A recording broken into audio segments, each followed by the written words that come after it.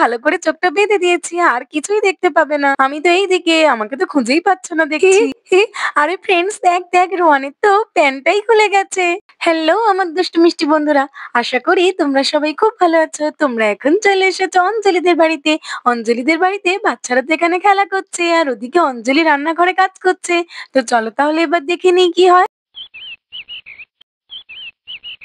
এই রাখি, কি ব্যাপার রে? বন্ধুদের তো আজকে আমাদের বাড়িতে আসার কথা, এখনো আসছে না কেন? ওরা কি তাহলে মাঠে গেল? কিন্তু বৃষ্টির জন্য তো মাঠে কাদা, খেলা যাবে না। ওরা দেরি করছে কেন এত তাহলে? না রে, মাঠে তো অনেক কাদা, ওরা মাঠে খেলতে যাবে না। আর আমি ওদেরকে বারবার বলে দিয়েছি বাড়িতে আসার জন্য, ওরা ঠিক আসবে দেখবি। হ্যাঁ হ্যাঁ, সবাই ঠিক আসবে। সবাই আসলে আমরা খুব মজা করলে খেলা করবো। ঠিক আছে, চল তাহলে আমরা বরং কিছুক্ষণ বন্ধুদের জন্য অপেক্ষা করি, তারপরেও না আসলে তখন ডাকতে যাব। হ্যাঁ হ্যাঁ, চলো আমরা সবাই একটু অপেক্ষা করলি। চলো চলো যাই। এই ফুলটা তো আমি রাস্তার পাশ থেকে পেলাম। রাখি তো নতুন ফুল দেখতে খুব ভালোবাসে, ও খুব খুশি হয়ে যাবে। আর সঙ্গে ঈশাও। হে অপু, তুই সবে এলি? এতক্ষণ কোথায় ছিলিস আর এত দেরি করলি কেন? আরে রাস্তার তো চারিদিকে কাদা, আস্তে আস্তে আসতে গিয়েই তো আমার এত দেরি হয়ে গেল। আচ্ছা এসব কথা ছাড় তো। এই রাখি, দেখ আমি কি সুন্দর একটা ফুল এনেছি তোর আর ঈশার জন্য। রাস্তায় আস্তে আস্তে পাশ থেকে একটা বুনো গাছ দেখলাম, তাতেই ছিল। দেখ কি সুন্দর ল্যাভেন্ডার কালারের। কই দেখি দেখি। ওয়াও, কি সুন্দর স্মেলটা, আর দেখতেও তো খুবই সুন্দর, আমার খুব ভালো লেগেছে। ওই দেখি দেখি, ওয়াও কি সুন্দর, আমাকেও একটু দাও। হ্যাঁ হ্যাঁ ঈশা, নে না, আমি তো তোদের জন্যই এনেছি, নে নে। কি সুন্দর ফুলটা, তোর তো একদম আমার মতো। হি হি, অপু দিদি, আমি খুব খুশি হয়েছি।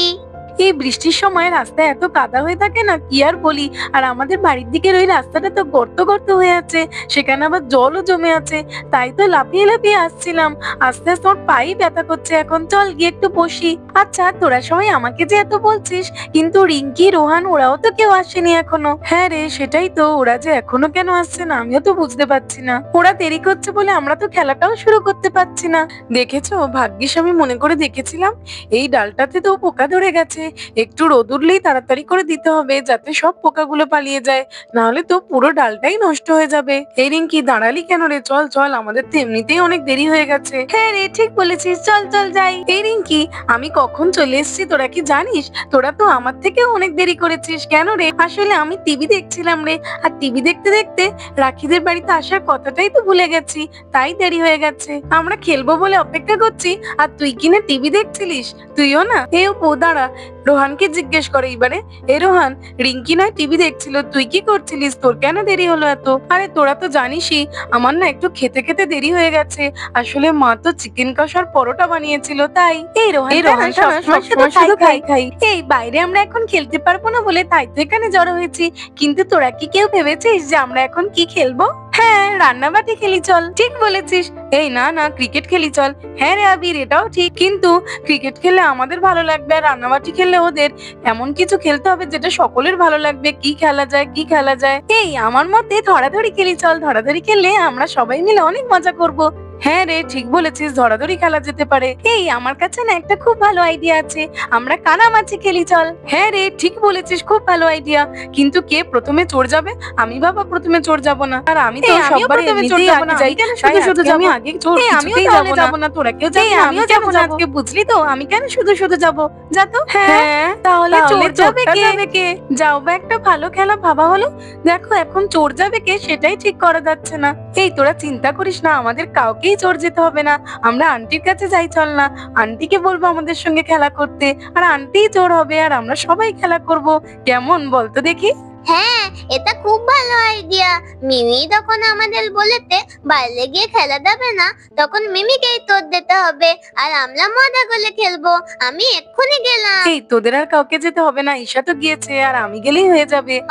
মিমি, তুমি কি আমার একটা কথা শুনবে? বলো না, হ্যাঁ হ্যাঁ বলো ঈশা, না। কেন শুনবো না তোমার কথা?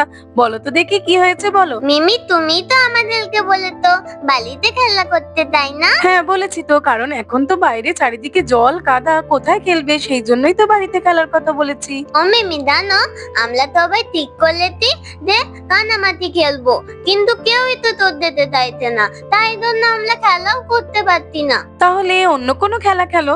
না, অন্য কিছু তো কেউ খেলতে চাইছে না, এইটাই খেলা করবে বলতে। তাহলে যে কোনো একজন আগে যাও, তারপরে আরেকজন যাবে, এতে সমস্যার কি আছে? তুমি তাহলে তো উত্তর দাও। কি বলছো ঈশা? আমি আমি তোমাদের সাথে কিভাবে খেলবো? আমার তো অনেক কাজ, এখন চাল ডাল রোদে দিতে হবে, না হলে সব খারাপ হয়ে যাবে, আমি না খেলতে না, পারবো না। তোমাকে খেলতেই হবে। তুমি তোর দেবে আর আমরা মজা ওমা, করে তোমাকে খেলবো। আমাদের সঙ্গে খেলতেই হবে আর চোরও যেতে হবে, না হলে তো আমি কিছুতেই শুনবো না। তুমিই তো বলেছো বর্ষাকালে বাইরে জলকাদায় খেলতে যেতে হবে না, তোমাকে আমাদের সঙ্গে তাই খেলতেই হবে। কিন্তু আমি কি করে খেলবো? এখন তো আমার অনেক কাজ, বেশি কাজ কাজ করলে হবে না মা, তোমাকে আমাদের সঙ্গে একটু খেলতেই হবে, না হলে আমি এক্ষুনি বাইরে গিয়ে ফুটবল খেলতে শুরু করে দেবো আর কাদা মেখে একেবারে ভূত হয়ে ফিরবো। না না না না, এই কাদার মধ্যে বাইরে গিয়ে ফুটবল খেলার কোনো দরকার নেই। চলো চলো, আমি যাচ্ছি, তোমাদের সঙ্গে খেলবো আমি। চলো। ইয়ে, মা খেলবে, এই চলে আয় আমার সঙ্গে। দেখেছো আবিরটা কেমন ব্ল্যাকমেল করে আমাকে দিয়ে খেলাচ্ছে? কিন্তু কি আর করবো, এই বৃষ্টির সময় জলকাদার মধ্যে তো খেলতে যেতে দিতে পারি না, ভূত হয়ে বাড়িতে ফিরবে কাদা মেখে। চলো যাই, বোন থাকলে বোনকে পাঠিয়ে দিতাম, কিন্তু ও তো জল আনতে গেছে। কি আর করবো, আমাকেই গিয়ে খেলতে হবে ওদের সঙ্গে। মা তো খেলার জন্য রাজি হয়ে গেছে। চল ফ্রেন্ডস, আমরা এখন সবাই মিলে মজা করে খেলবো। যাই যাই, আমি একটা রুমাল নিয়ে আসি। আন্টি আমাদের সঙ্গে খেলবে। এই তো, এইবারে আমি এই রুমালটা মার চোখে বেঁধে দেবো। হ্যাঁ হ্যাঁ আবির দাও। ও মা, আমি তো ভালো করেই বেঁধে দিয়েছি, তুমি কিছু দেখতে পাচ্ছ না তো? না না আবির, আমি কিভাবে দেখবো? তুমি এত টাইট করে বেঁধেছো, আমি তো কিছুই দেখতে পাচ্ছি না। আচ্ছা ঠিক আছে ফ্রেন্ডস, চলে আয়, মার তো চোখে রুমাল বেঁধে দিয়েছি, এইবারে মা আমাদেরকে ধরবে। চল আমরা এবার পালাই। এই চল চল, আন্টি আমাদেরকে ধরতে আসবে, চল পালাই আসবে আমাদেরকে। মিমি আমাকে কিছুতেই ধরতে পারবে না। দেখো না, মিমি মিমি, আমি কানামাছি এইদিকে, বাবু, ধরো ধরো। যাকে পাবে বাচ্চারা সবাই কোথায় গেল?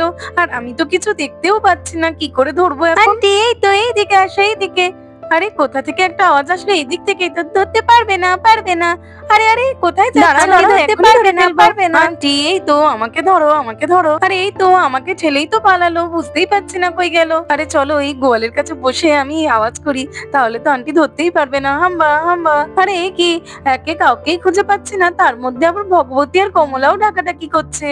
এই তো আমাকে ধরো, আমাকে ধরো। এই দিক থেকেই তো আওয়াজগুলো আসছে বাচ্চাদের, নিশ্চয়ই এই দিকে আছে, চলো গিয়ে ধরি। আরে আন্টি চলে এসেছে, চল চল পালাই। আন্টি চলে এসেছে, চল চল পালাই, তাড়াতাড়ি করে পালাই। আরে ফের তো মনে হলো সবগুলো বাচ্চা পালিয়ে গেল, কি করে ধরবো আমি এইভাবে সারাক্ষণ পালিয়ে পালিয়ে মজা আসছে না, এমন কিছু করতে হবে যাতে মা আমাকে ধরতেই না পারে। কি করা যায়? হ্যাঁ হ্যাঁ, এই তো মা, আমি এইখানে, ধরো ধরো। ওই তো আবির ডাকছে, মনে হচ্ছে এই দিক থেকে আসছে। চলো চলো, গিয়ে ওকে ধরতেই হবে। আরে এটা কি? এটা তো মনে হচ্ছে লাঠি, কিন্তু এখানে লাঠি কোথা থেকে এলো? মনে হয় কখনো রাখির বাবা রেখে দিয়েছে।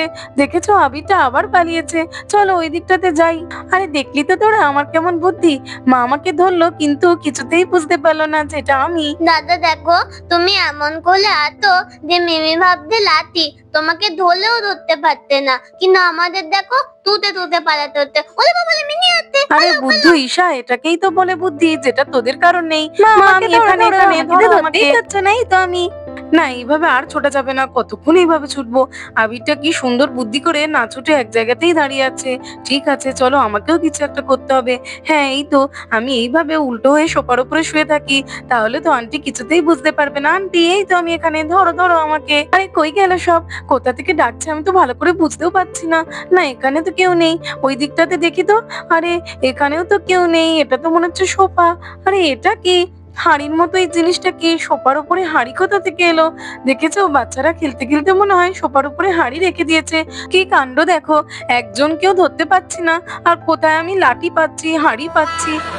হে রোহান, তুই এটা কিভাবে আছিস? আরে রাখি, দেখলি না, আমি তো এইভাবে বুদ্ধি করে আছি বলেই আন্টি আমাকে হাঁড়ি ভেবে চলে গেল। আরে বুদ্ধু রোহান, তুই কি বুঝতে পারছিস না? তুই এভাবে থাকতে গিয়ে তোর প্যান্টটাই তো পুরোটা খুলে গেছে।